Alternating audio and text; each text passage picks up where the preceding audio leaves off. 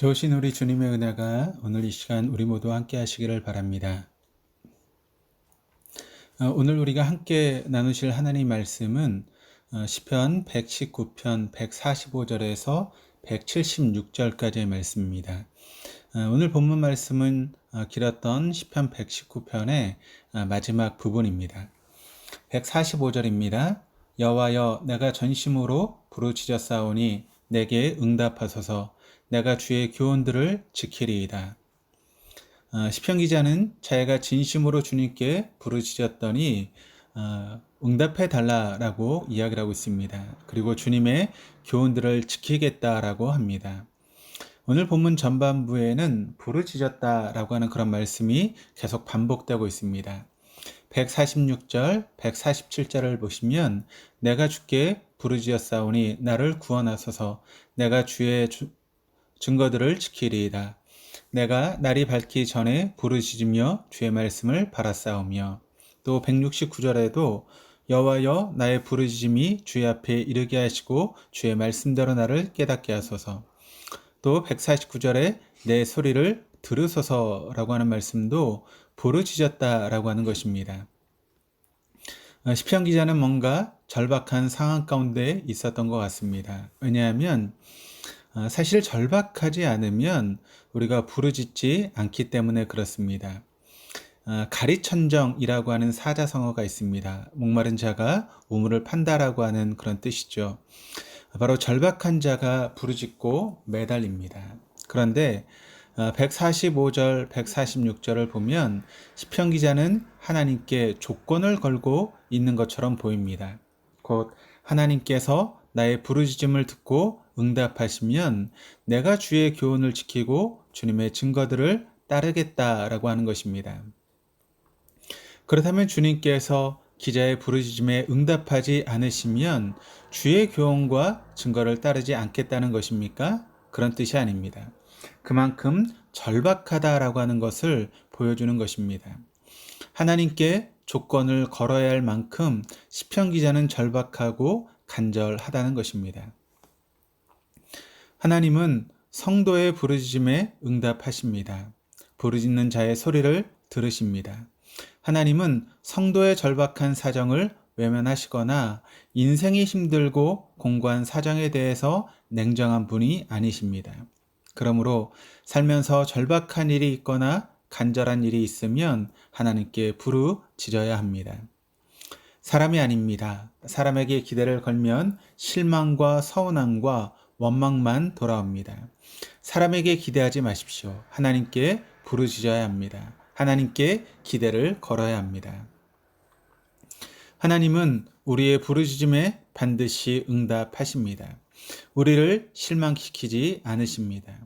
우리의 눈물과 한숨, 타는 가슴, 간절한 마음을 외면하지 않으십니다. 왜냐하면 하나님 우리를 지으신 자요, 우리는 선한 목자요, 우리는 우리의 하늘 아버지시기 때문입니다. 그리고 응답하시되 말씀으로 응답하시는 좋으신 분이십니다.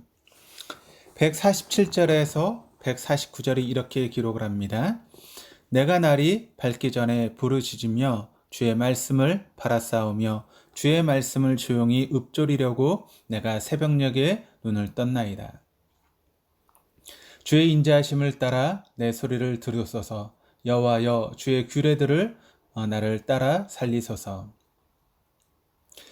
우리가 부르짖을 때 하나님은 먼저 우리의 상황을 바꿔주시지 않습니다. 때로는 하나님의 판단과 지혜로 빠르게 상황을 바꿔주시기도 하시지만 하나님의 보편적인 응답의 방법은 먼저 말씀을 주십니다.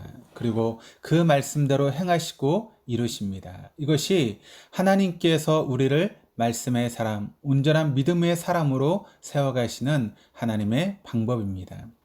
그러므로 급하고 절박하고 간절할수록 먼저 하나님께서 주시는 말씀을 들어야 됩니다. 내 요구나 욕망에 대한 응답이 아니라 하나님께서 주시는 말씀을 들어야 됩니다. 그리고 그 말씀을 붙잡고 기도해야 합니다.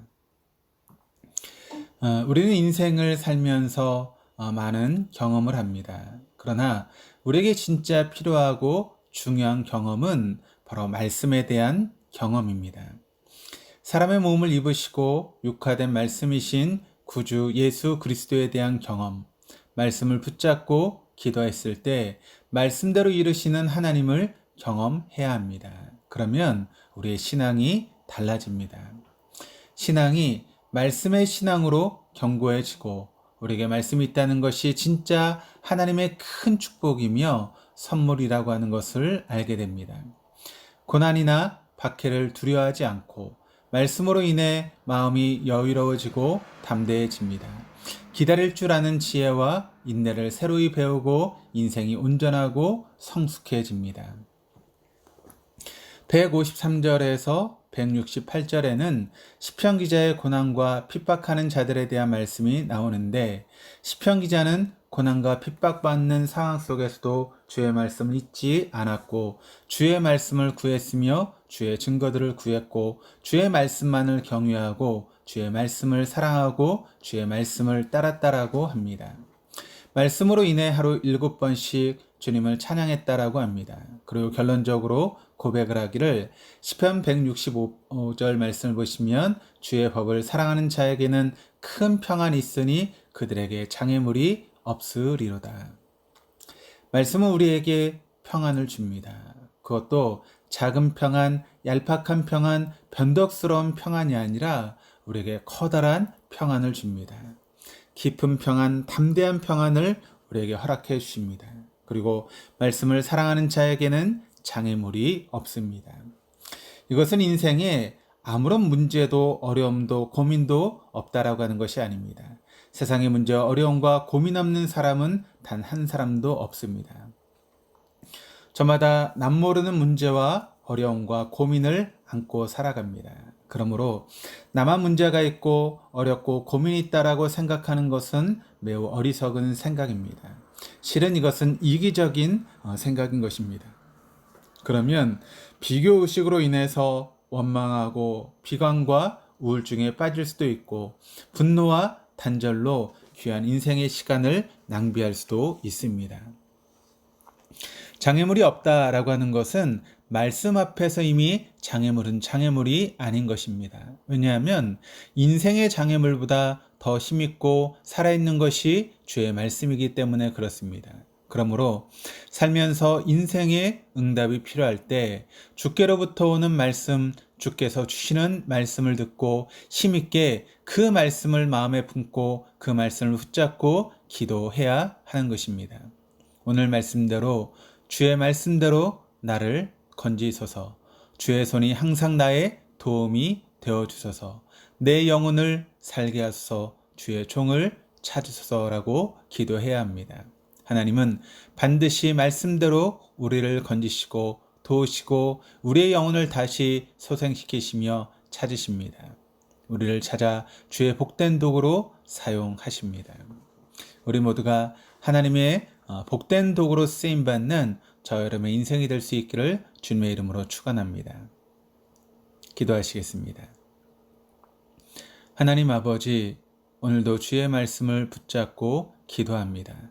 말씀대 우리를 건져주시고 주의 손이 항상 우리의 도움이 되어주시며 우리 영혼을 살게 하시고 우리를 찾아 주시옵소서. 우리를 찾아 죄와 죽음과 공경에서 건져내시고 주의 복된 도구가 되게 하여 주시옵소서. 예수 그리스도 이름으로 기도드립니다. 아멘.